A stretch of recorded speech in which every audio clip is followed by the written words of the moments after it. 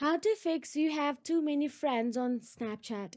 If you are seeing the you have too many friends error on Snapchat, it means you have hit Snapchat's friend limit, which is typically around 5,000 friends. And here is how you can fix or work around this issue.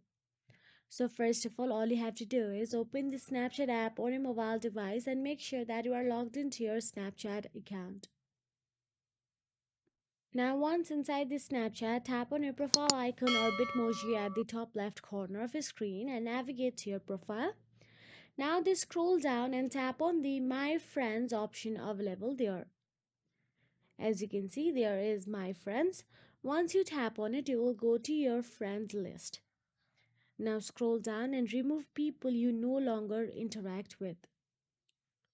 All you have to do is scroll down and look for the friends that you do not interact with. Also know that removing friends won't notify them.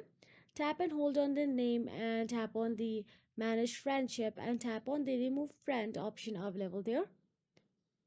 And that is it. Now all you have to do is follow this same workaround method and remove some of your friends and add new ones.